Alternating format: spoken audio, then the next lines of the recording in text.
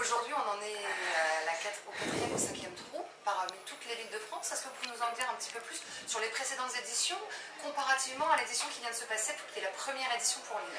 Alors, ça a été créé en France en 2012. Le premier était en février 2012 à Paris, où on avait 120 participants.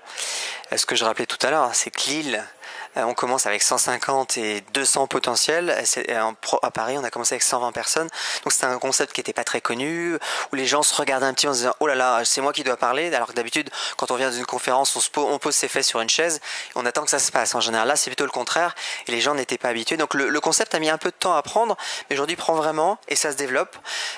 Donc aujourd'hui, on a lancé le concept à Marseille, à Lille, évidemment à Paris qui en est à sa 5e édition. On sera à Nantes, on ira à Rennes, on ira à Toulouse, on ira à Lyon. Donc vraiment, on essaye vraiment de développer le concept dans différentes villes et d'apporter un peu cette autre façon d'échanger sur des sujets d'innovation RH et recrutement directement auprès des gens qui sont concernés. Aujourd'hui, vous êtes cofondateur du concept Trou. Sur quelle idée, sur quelle réflexion de base êtes-vous parti pour justement développer le système de nos conférences qui, on le voit aujourd'hui par la réussite et le nombre de participants, séduit fortement le monde des ressources humaines? Alors, j'ai repris un concept qui existait déjà, donc je l'ai importé en France, qui a été créé en fait par une personne qui s'appelle Bill Borman, qui se rendait compte que quand il y avait des conférences, beaucoup de gens se retrouvaient à côté de la conférence et commençaient à échanger, discuter. Il s'est dit, mais pourquoi ne pas en faire un vrai événement? Il s'est rendu compte que les gens échangeaient plus en dehors de la conférence que pendant la conférence et que la richesse est dans l'échange et pas dans j'ai des choses à vous apprendre.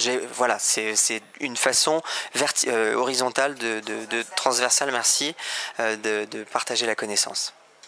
Aujourd'hui, le bilan de cette première édition sur Lille, vous êtes plutôt satisfait? Ah mais c'est génial, c'est qu'on a explosé dans le sens où on s'attendait entre 70 et 80 personnes, là on est à 150, il y avait 50 personnes qui étaient sur la liste d'attente, donc on est vraiment très satisfait. Et alors ce qui est encore plus intéressant, c'est que non seulement il y avait du monde, mais que le niveau des échanges était vraiment très bon. Les échanges des gens ont apporté leur expérience, il y a eu vraiment par rapport à ce que j'ai vu à Paris depuis 5 éditions, on est vraiment sur un très très bon niveau d'échange avec des recruteurs et des RH d'entreprise qui sont venus vraiment pour se dire ok, comment je peux apprendre et comment je peux moi apporter ce que je sais modestement de ma petite fenêtre. Chacun a joué le jeu. Chacun a joué le jeu, exactement. D'arriver à ce niveau au final d'échange qui a, pour ce que on a pu entendre aussi, satisfait un grand nombre de participants.